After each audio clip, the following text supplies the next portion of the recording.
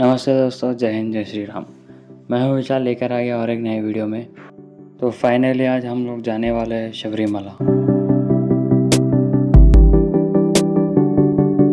अगर आप लोग ये सीरीज़ फॉलो कर रहे हैं तो आपको मालूम होगा कि हम लोग ये यात्रा हैदराबाद से शुरू होकर मंत्रालय को जाके गोकर्ण से मुरुडेश्वर, फिर धर्मस्थल और कुक्की सुब्रमण्यम, फिर बाद में फाइनली शबरीमला।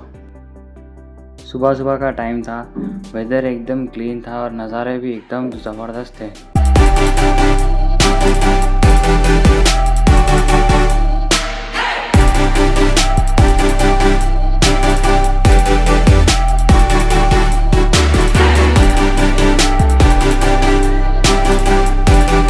जैसे जैसे आगे बढ़ते गए, नेचर की ब्यूटी और भी ज़्यादा खूबसूरत लगने लगी।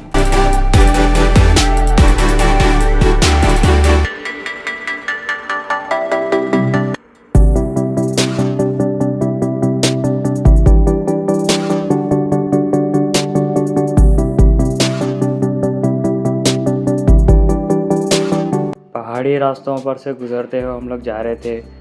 एकदम ज़बरदस्त लैंडस्केप व्यूज़ दिख रहे थे हमारे को, इसीलिए शायद इसको गॉड्स ओन कंट्री बोलते हैं। अब नज़ारे देखो क्या ज़बरदस्त दिख रहे हैं।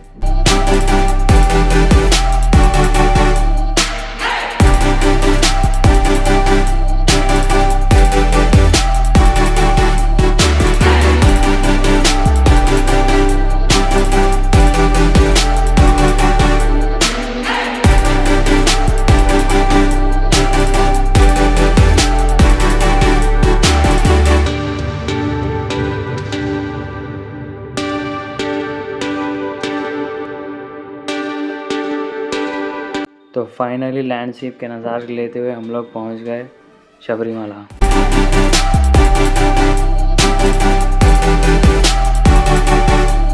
आप पहुंचते कि लेफ़्ट साइड जाके नीचे उतरना पड़ता। वहां से उतरते नीचे जाते कि आपको नदी दिखती जिसको पंबा नदी बोलते हैं। यह है पंबा नदी। हर साल हज़ारों की भीड़ में यहाँ पर भक्त लोग आते हैं और भगवान अयप्पा के दर्शन करते हैं। हम लोग जब गए थे वो वीकेंड का टाइम था, इसलिए पब्लिक बहुत ज़्यादा थी, हद से बढ़कर थी। तो इसलिए अगर आप प्लान कर रहे तो वीकडेज पे प्लान करो। ये मंदिर मेनली नवंबर से लेकर जनवरी के 20 तक का खुला हुआ रहता है दर्शन के लिए, और सिर्फ स्पेशल दिनों के लिए खुला रहता है, जैसे कि त्यौहार हो गया, कोई पूजा हो गई आदि वगैरह। सभी भक्त लोग यात्रा शुरू करने से पहले ये पंबा नदी में नहाकर शुद्ध होते हैं।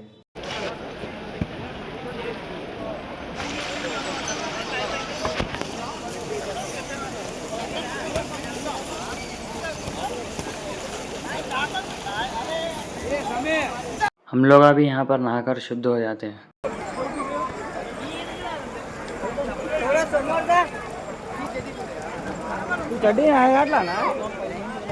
नहाने के बाद स्वामी लोग अपनी इरुमुड़ी की पूजा करने लगते हैं।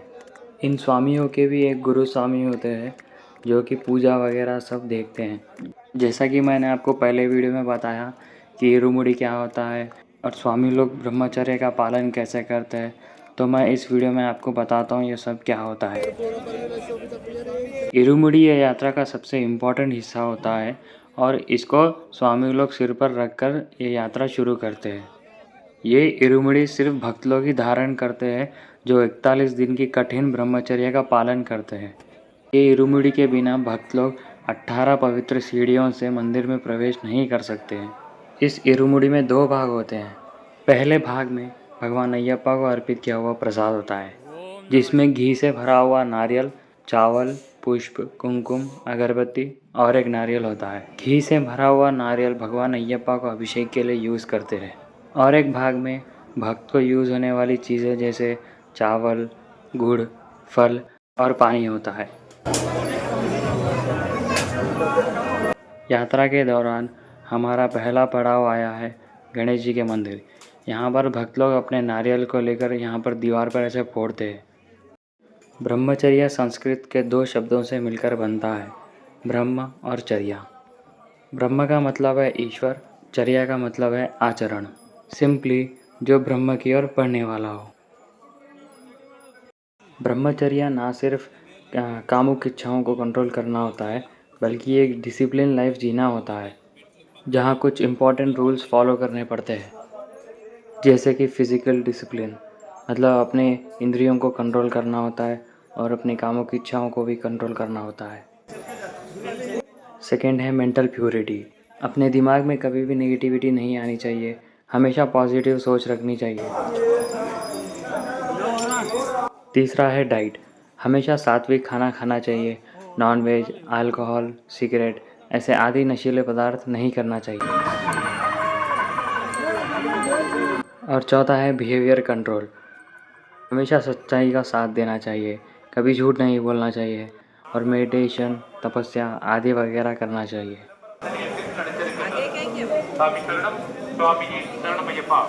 ऊपर चढ़ने के बाद हम सब लोगों को एक कंपार्टमेंट में छोड़ दिया गया। भीड़ की संख्या बहुत ज़्यादा थी, इसीलिए कंपार्टमेंट करके एक एक कंपार्टमेंट में सब लोगों को रख दिया गया और एक एक के बाद एक छोड़ा गया। सैलाब में से निकल रहे हैं।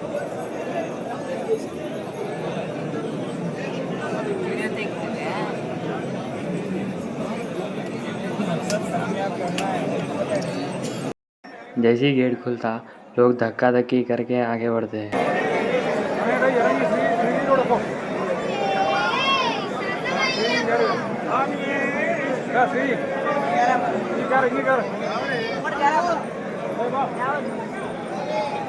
आप देख सकते हैं भीड़ कितनी ज़्यादा है, ठीक से चलने के लिए रास्ता भी नहीं है।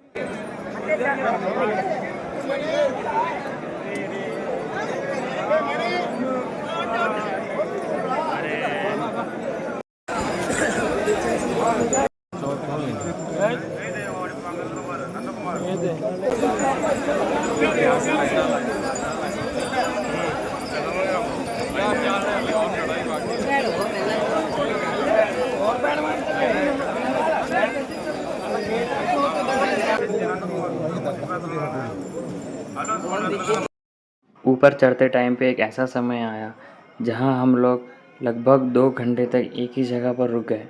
इससे आप अंदाज़ा लगाइए कि दर्शन करने के लिए कितना टाइम लग गया।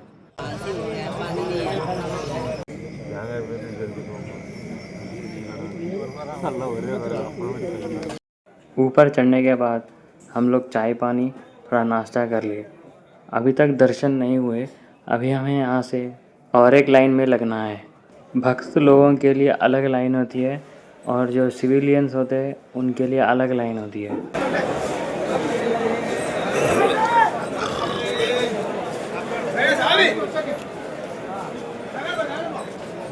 यही वो स्टेप्स है जो 18 पवित्र सीढ़ियों की ओर ले जाते हैं।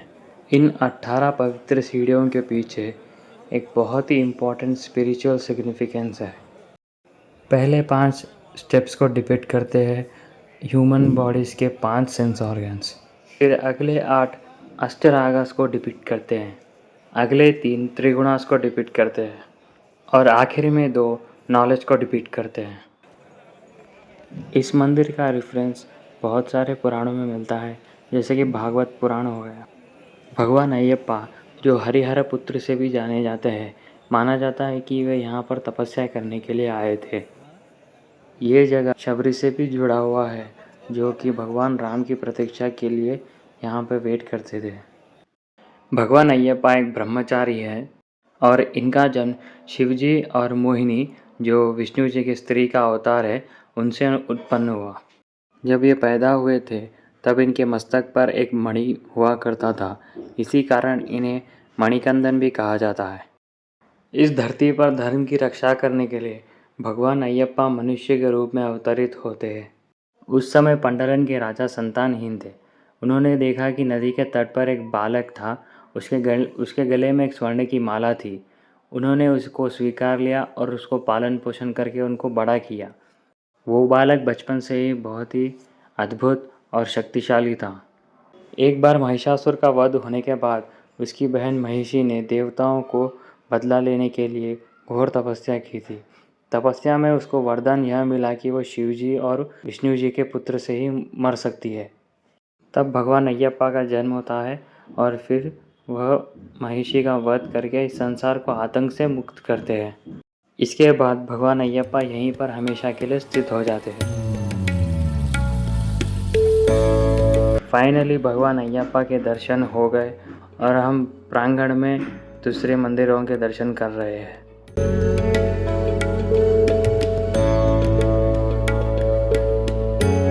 दर्शन करने के बाद हम लोग निकल गए नीचे की ओर।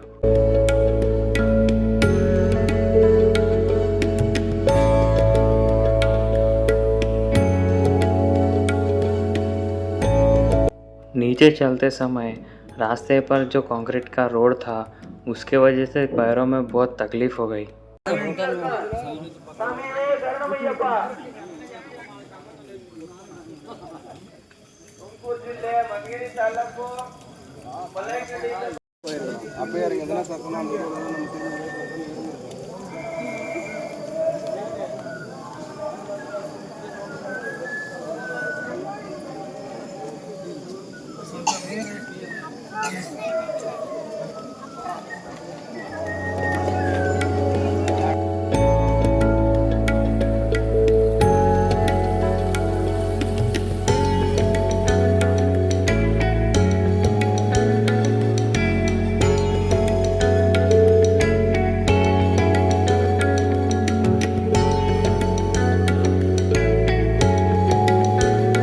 नीचे पहुंचने के बाद सुबह का ब्रेकफास्ट कर लिया और हम लोग निकल गए हमारे अगली डेस्टिनेशन की ओर।